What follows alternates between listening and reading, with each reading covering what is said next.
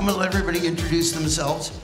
And I always have some kind of like wild card question. So today's wild card question is, what's your favorite app other than Twitter or Facebook? So who are you? What do you do? How did you get here also? Because the other thing that I like for the audience, seriously, every year, this is like my 20th year of doing it. I don't believe this. How did you get to where you got? What was your first gig? Really quickly, I don't want to take up too much time, but it's good for people to know, how do I get a gig like your gig, working at Nielsen? Yes. Hey, I'm Tatiana Oliveda-Simonian. I'm Vice President of Branded Entertainment at Nielsen. I'm the former head of music at Twitter. I got to where I got by being curious. I was an artist who learned to code because I wanted my MySpace page to be cool.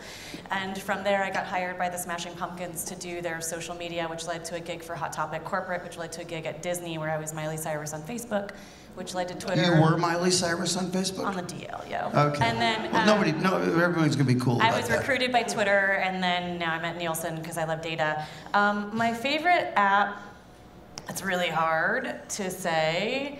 I see Meerkat.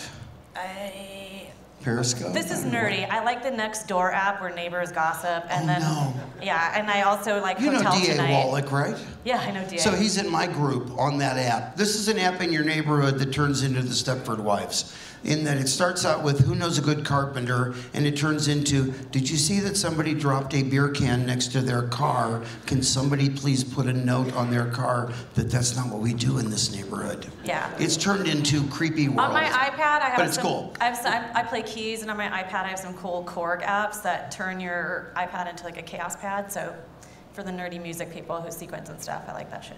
And she got married last Saturday and still showed up here. Yeah, I got married Saturday in Vegas by Elvis. In Vegas, by Elvis. Tessie. Okay, so I came from ad agency, and I went into banking, got caught in, not me personally, but our bank got caught actually spending money on Enron. So that kind of stifled me for a whole year in SOX compliance, and that's when I went to Yahoo. And Yahoo was the place that actually turned me around, and I launched Answers in Canada, and I became a full-fledged social media nut. And since then, I've actually taken social media to the next level. I launched my own company, and I focus on business intelligence to actually use big data to make really, really simple business decisions for everybody. And my favorite app? Okay, so there's two of them. I love Slack. Anybody use Slack for real-time collaboration? It's best when it's great because you don't have to use email anymore. And the second is Whisper. It's kind of like an anonymous app. I only do it just because sometimes. So you're a cyber bully? No, I want to say things that I get really mad, but I don't want to say it in my Facebook page because somebody's going to call me out. So I'd rather say it to an ether where somebody can validate me anonymously and say, yeah, I get you, and yeah, I totally feel you, but I don't know who you are, and I'm okay with that. That way, I don't get bullied. So, but I don't use it anymore because I found out that the NSA actually got hold of the anonymous. So there's really no anonymity because now they know where I am. So it's not my favorite anymore, but it used to be. Cool, Liam. Yeah, I'm Liam. I co-founded a peer-to-peer marketing business called The Physical Network 5 years ago. We help like festivals, events, and clubs sell tickets through brand ambassadors. I started off doing events myself. We sold all of our tickets peer-to-peer, so soon I wanted to just start selling other people's tickets. We recently scaled into North America and Canada. And my favorite app's Periscope at the moment. We got to talk about that. Go ahead. I'm Justin Erdman. I'm the current head of business development for a mobile app called TuneStars. So am I allowed to say that that's my favorite app? Because you're allowed to, because you're not the lady from Fios who I went down the panel and said, what's the app that you absolutely had nothing to do with? And she went, well, at Fios, everybody else did what they were supposed to do. And then she went, and Fios does this. And I said, somebody get a bottle of tequila, because every time she says Fios, we're all going to have a drink. But you can say that you really like what you do. That's okay. You can be a proud papa. Before TuneStars, I was the head of Canada for Deezer, and before that, I was the head of emerging technology and interactive production at Universal Music Canada. I started my career as one of the head editors at muchmusic.com. Yeah, so that's me. Okay. Sean. Great. Yeah, hi, I'm Sean Cunningham, Managing Director of Strategy and Development for Brand Momentum. My business is about engaging consumers. We actually engaging people, actually, not consumers. I started off in insurance and quickly realized I was going to blow my head off. And I needed to find something interesting. I heard about this thing called agency land, and I spent the rest of my career trying to get there. And it's been a blast, and it's a hell of a ride.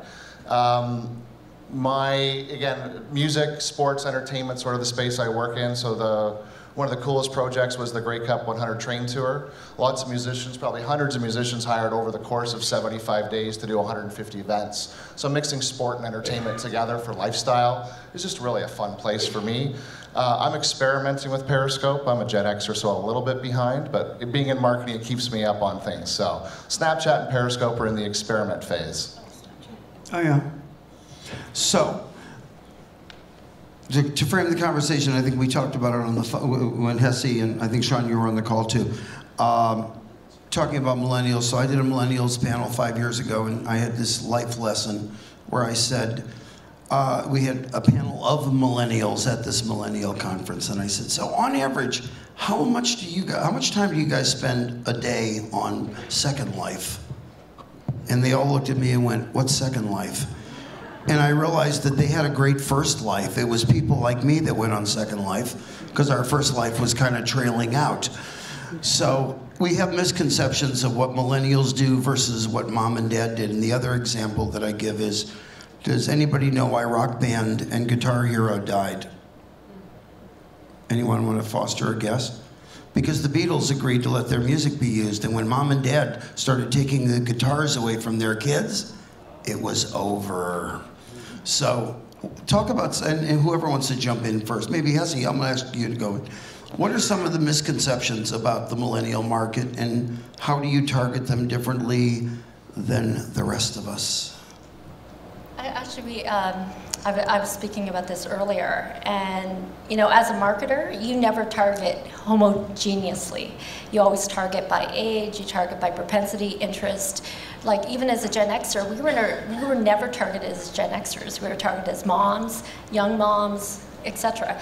But now, because the millennials are now going to be 80 million strong and 70% of the working population in the next 10 years, suddenly there's these sweeping generalizations about them. And they say they're narcissistic, they are entitled, etc. And the age of self-expression and technology... I'll stop you when you're wrong. Okay, not true. Brian Sola said this morning about the idea that this is a narcissistic time, but technology's enabled that. I loved his line about it's an ecosystem, not an ecosystem. Oh, exactly. But the thing is that the way they use technology is different. And when we talk about narcissism, self-expression is a big part of building your brand, trying to stand out in a crowd when there was no jobs to be had, and trying to actually create like a documentary, a milestone of yourself in social. That's what they use it for. It's not necessarily narcissistic. It's just a way of how they express themselves. Okay. Other thoughts on that? Just coming from a data perspective at Nielsen, I know a lot of just hard facts about millennials that I find really interesting. Some of that is I was having a discussion with a credit card company who was branding music a lot, and they said, we keep getting told that millennials don't have money, but they keep spending. And I think part of that is because millennials are more tech adapted than any other generation. They're much quicker to be, they're early adopters, more than Gen Xers, more than anyone else. So because of that, there's a certain reliance on having the latest tech. They're more likely to be purchasing the iPhone 6, or more likely to be purchasing, opting into streaming providers than others who might still be relying on analog or physical formats. So that's one of the interesting data points that we've seen. Also, they tend to care more about being trendsetters and being influential. And I want to say, I don't think it's wrong to criticize generations. Lord knows Gen X got criticized, right? We were all slackers, Reality Bites, still one of the best movies ever. So I think it's okay to say that, yeah, in some cases, millennials do seem a bit entitled, but they are also far more adapted at tech, and there are many young millionaires and billionaires, Evan Spiegel from Snapchat, for instance, who are creating great things. So I don't think we should throw criticism out. I think it's a worthwhile discussion, thingy. I'm a Gen Xer with no vocabulary skills. I think Tatiana's right. It's actually an opportunity. The criticism, I think, is really just old person grousing. The most what? It's old people grousing. You about, missed my Mr. Wilson routine earlier today. One of the most startling things for me when it comes to approaching how millennials do things and how it's different than the way that I understand the world is I was at South by Southwest with the 23-year-old CEO of Toonstars. I think he's 23, might be 22. And we were walking between venues to see different shows and have different conversations. And he was either Snapchatting or video streaming through Meerkat the entire way. And like we were having a conversation, we're friends now, and like we were talking strategy, but it was literally like a quarter, maybe a third of his brain was being used at all times to communicate with people who are not physically present. And I mean, I'm an active Twitter user, like I've been on the socials for a long time, but this was a completely different mindset. And I think that... but is that immersive or distractive? Because I swim from conference to conference. We did a thing in December in Austin talking about the digital concert experience. And the challenge was, how does this make my festival experience a better experience, but that I'm not walking around like this, that I'm not immersed in this, but I'm immersed in Coachella or outside Lance or Bonnaroo. And that's the challenge of, is walking around, oops, who cares? They'll send me a new one. Who cares? Is going around a show doing Periscope, is that showing off or is that immersive for the person who's Periscoping? Yeah, well, I think it's interesting that it's about live experiences and sharing it, and the social capital or currency I get as a person for showing all of my friends that I'm there, giving them a window into the world and the experiences I'm doing. Or on the other hand, sharing the experience I want to have next year with you. So again, I think that in this digital world, there still is about the live experiences and how they fit into the content, the stimulus, and the actions that are really happening around it. Social media, the technology, it just really continues to be an enabler for things to happen. But I think we also have social currency, but an ability and a need for stimuli. I do think, however, there's still a challenge with converting that to revenue. Back in the day of MySpace, we're like, how many friends converts to albums sold? And the answer was like, it didn't matter, right? And I think that when I was at Twitter, we were still, like, how many followers do you need to have to convert that to selling more albums or selling more tickets to a show? I think it was great for launching things. I think that where millennials hold some real power here is because they're such great early adopters. They build authentic audience bases much quicker than others. Right? I think when you look at artists like Zed, who have a really strong command of social, he's been able to build a really great empire for himself on social media because he understands it so well. And I think that's something to keep in mind when we look at, is it disruptive or is it interactive? Part of that feels like we're being old, like don't put your Periscope up, kids. It's just, it is what it is. I think no, that... I'm only concerned with, I don't care about none of the copyright stuff, none of that bothers me. I just don't want to be told when I go back to LA that I have to start checking my phone at the door because we're trying to avoid complaints from HBO that you're doing the Mayweather fight. Which, yeah, that's how a lot of my friends watched it. Exactly. So, I mean, I just don't want the inconvenience. I went to one movie 2 weeks ago for an advanced screening. They would not let me leave the phone. I hid it in the bushes outside the theater and came back and got it later and figured if they didn't, they'll send me another one. But anyway, that whole thing with Periscope now, we're going to go back to the no phones allowed in whatever, because otherwise, either that or we're going to end up with, with, what do you call it? Not cloaking, where they literally can block your cell phones inside. Jack White does it at shows. Jack White has someone come out and say that you shouldn't use your camera to take photos during the show, and he's going to have a photographer there to take great photos. Mm-hmm. And if you want, after the show, there'll be all online that you can steal for your socials. And some people obey it, and some people don't. Me. And But I have to say, when I first was really cynical about that decision, and then I took a step back and I really respected what he was doing. He's all about analog. He's part of why vinyl's gone up 6% in sales in the last year. I think that it's an interesting, I'm all about playing devil's advocate. So I think it's interesting on both sides of the spectrum. I think for emerging artists, it's totally unrealistic. You should let everyone take as many photos as they want, tweet about you, use every hashtag they can come up with. But I think for some established artists, they feel like they're losing a sense of connectivity with their audience. How's you had, I always said, like I said to you last week or 2 weeks ago, I don't want to say as we said on the prep call. However, you said you had a couple things you might want to talk about that are good use cases or case studies of. Yeah.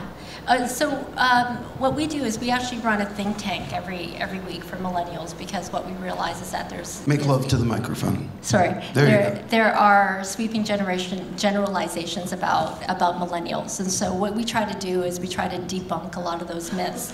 And so what we've realized is that when we actually put Gen Xers, Gen Y, and Boomers all in the same panel, what we realize is that they all are millennials to some degree. So you have people that are early adopters of technology. There are people like us who are Gen Xers that totally buy into self-expression. We're a lot more agile. We know what the economy did to us, and so we're willing to be a little bit more bold about our lives, and we don't sit complacent. My husband, by the way, doesn't have a Gmail account. You can't find him on social media.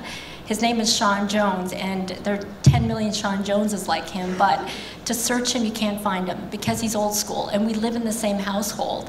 We've been married for 20 years. So the millennial mindset is very much a mindset, a disposition. It's not even specific to millennials, because millennials, urban, rural, cultural, or whatever, are going to be very different. They're not all going to be tech savvy. I know millennials that actually don't even have Skype, let alone know what Meerkat or Periscope is. So, go for it. I would say that you can actually get pretty far with sweeping generalizations when it comes to millennials. One of the other panels that I was speaking on, we sort of got into the topic of how we should actually approach the millennials if they're not accessing content in the ways that we used to, the way they're cutting cable and they're doing all these things to remove themselves from the traditional channels. And this also speaks to your comment about the difficulty of monetization. The answer, I think, is just to produce more content, and that's why so many of these brands are moving into native advertising, moving into not producing commercials, but producing actual value content, pumping it into people's feeds in non-intrusive ways. I mean, there's native advertising companies that are being founded and that exist right now just to do that. At Deezer, one of the things we did is we worked out our funnel, the number of people that we could potentially reach, and a lot of them were millennials that we were targeting, was massive. But the funnel gets very, very small very quickly at the bottom. The 1% or something of the people that we could reach actually see the message, and then there's a percentage of that who actually click, and there's a percentage of that who actually subscribe. So when you get that far down the funnel, the best thing you can do is approach them with the content that they actually care about seeing and listening to. And I think that's the base message that I want to put out there is I wouldn't spend a lot of time making spreadsheets and doing too much in-depth analysis. That broad strokes painting of consumption of quality content really does work. I did a session a couple weeks ago at Digital Hollywood in LA. Oh, you weren't there. Were you there? I see her everywhere. And we were talking about long-form social and advertising, and how you walk that fine line between something that's advertorial and interesting and not crossing the line into infomercial, and where it feels like all of a sudden, wow, the guy from ADT's here. How did you get here? Great, let's talk. It's not really, as they say, an authentic conversation. So when you're creating for any of your clients, and we can talk about, might be Liam, your area, keeping it so that it does at least create some kind of a dialogue, that you're creating content or you're creating topics that are drawing people in, as opposed to they're just playing me, they're just marketing to me. Yeah, I mean, I actually think one of the most important things about content is it's about being close to your purpose, you know, what you are, what you do. You know, Red Bull in their content don't sell energy drinks, they sell energy. And I think that's one of the most important things about it, you know. Content's about perception. You know, when you have TV ads, it's a lot about awareness on the marketing funnel. But content's actually mainly about perception, you know, sparking advocacy, giving people who love you or want to talk to you, talk their friends about you, lots of different ways that they can, you know. With Red Bull, they crash planes into walls rather than saying, "We are bold."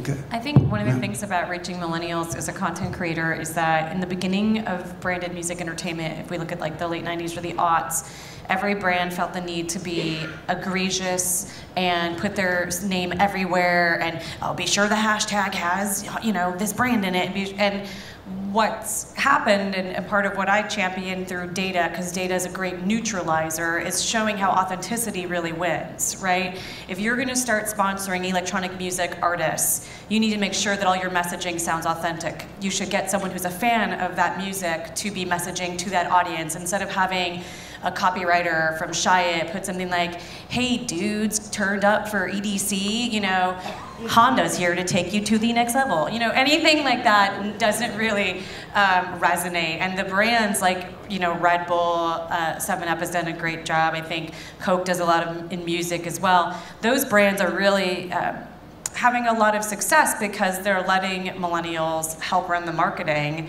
And musicians and the music industry needs that money. It's part of why I work in brands and turn down streaming jobs, because I see brands giving more money to artists than anyone else. And amazing brands like Converse and Red Bull are creating labels to support artists. So I don't know if you know this because you were getting married or something. Last week, Red Bull was named Label of the Year at A&R Expo in LA. We love it. And had the record of the year. And Joe Guzik. And they were incredibly excited. Who would have thought that Red Bull Records, which was a marketing exercise initially, would end up with a very credible artist and a label that everybody considers Well, it's like what Liam said.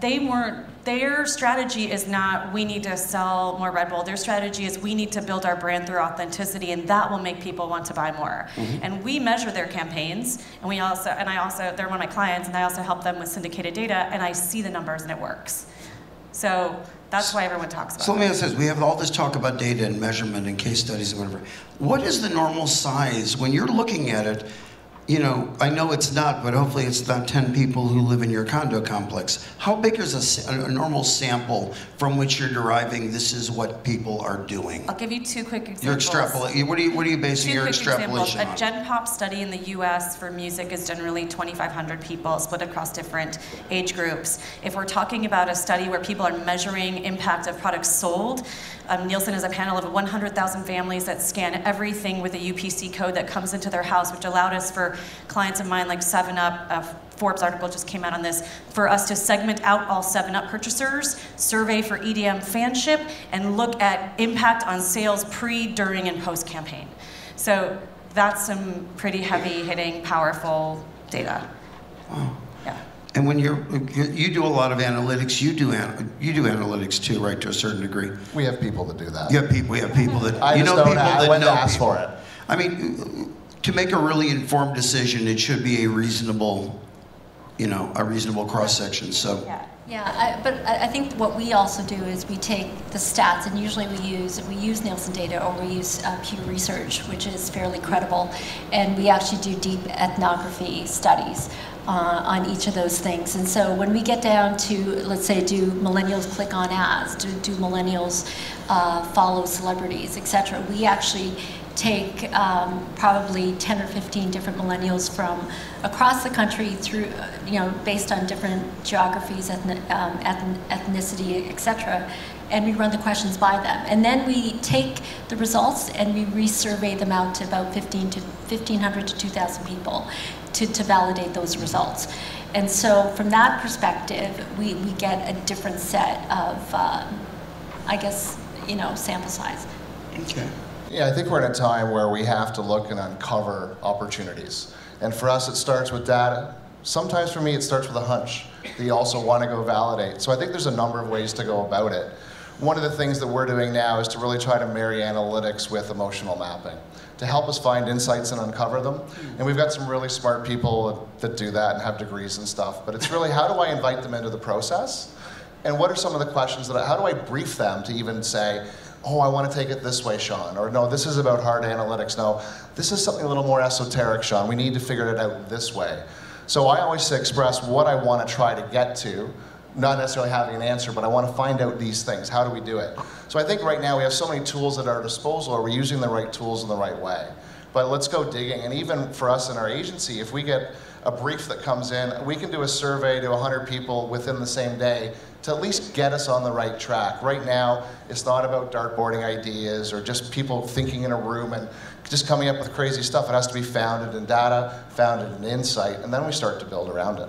Give me a couple, either one or two do's and one or two don'ts when you're looking at the millennial market. And let's just go all the way down. And hopefully by the time you get to her, who's really, really smart, you haven't taken everything she was going to say. That's why I'll go first. That's why you get to go first. Yeah. Digital and social is not a place to just move your TV and magazine advertising. We were talking about a lot of the good brands. Let's talk about the middle of the road, the bell curve, that doesn't know how to do it yet. I've been in so many meetings where they think, oh, social's great, we get the cost per thousand and the reach that we want. But I'm like, yeah, that magazine ad you didn't place, you still just put a questionably witty comment on a picture of your product. That's really not helpful to the millennials. That's not authentic engagement. You need to really sit back and think about what that actually is to your brand and what you're actually capable of with resources you have. Because right now, people are going to digital because they don't have big budgets. And a lot of the things we're talking about are huge budgets. So again, how does the middle winner with the small brand resource, how do they play? And I think tomorrow, one of the things we're going to talk about is Jim Beam starting to enter the music space with some small partnerships to test the waters. Again, big brand, we think, but from a reality of what the dollars and cents are, what we're spending every year, they're pretty minimal. Justin? Two very simple. Do's and don'ts. Do's and don'ts, yeah. So the do is spend a disproportionate amount of your time on mobile. Don't waste too much time on elaborate web stuff that is not going to translate well. That's the do. I can't emphasize that enough. Like, it's a mobile world. It's the future. I know that goes without saying, but I'm going to say it. And the don't is don't rest your laurels on traditional forms of display advertising. There's new companies out there that can target more effectively, can reach the audience in much more engaging ways, and traditional things like banner ads are just a waste of time. And that's just brass tacks stuff, so there you go. Liam? So don't ignore advocacy. You know, word of mouth marketing is the most important thing for, you know, millennials. They listen to their friends, not ads. You think traditional media, traditional advertising focuses on the 90% who don't know you, don't care about you. Advocacy marketing inverts that. You know, it focuses on the 10% who really love you and gets them to convert the 90% who don't know you. And, you know, be transparent. Millennials really, really care, you know, that you're honest, you're true to what you say you are, more so than any other market, in my opinion. One thing that I found really important with just working with millennials is that community is really important to them. And there's one group that I know of where, you know, a lot of these kids are looking for jobs right out of school. And even though it's just a job board, it ends up being a place where they actually share experiences with each other. And they find jobs for each other, they help each other out with the resumes, and then next thing you know, there's also recruiters going in there, and they're the ones that get kicked out the fastest, because all they're doing is trying to find you know, recruits to actually place in jobs, but they're doing nothing to actually encourage community. And the minute you're not part of that community, you're kind of ignored, and you might as well just leave. So it's really important that if you really want to connect with your audience, you try to become one of them, and you try to align yourself with them. And content, for the most part, don't push content. Try to create value content that aligns with what they really want. And that's part of the community thing as well. You're up. Do be authentic. Mm-hmm. If you care about data, I'm going to do a plug. I have a keynote tomorrow morning on Canadian music listeners, so you can get some hard facts. don't be afraid to relinquish the control in favor of a good campaign. So if it means handing over the creative reins to someone who's a millennial with really sharp ideas who might contribute, don't be afraid to collaborate versus feeling like you need to drive the entire ship because it has to be your way. I feel like we're in a really flexible time, and authenticity comes as out of collaboration versus being a dictator. Cool. These are all great. I want to end with one quick story. I don't know if the promos have been running up here for something called whoismrrobot.com. Has anybody seen it? No one. Okay, so it's a show that's debuting on USA. It's the creepiest campaign in the history of campaigns because it's a whole thing about some organization that's watching you all the time. And it goes to this whole thing, who is it, who are they, who are they? And at the very end it says, put your email address in to learn more. Nope, thank you, bye. It was like, I never abandoned a site quicker in my life. It was like, we know what you're doing, we know where you are. Now give us your email address. So it was too clever for its own good. I want to thank the panel. These guys are brilliant, and thank you guys for staying.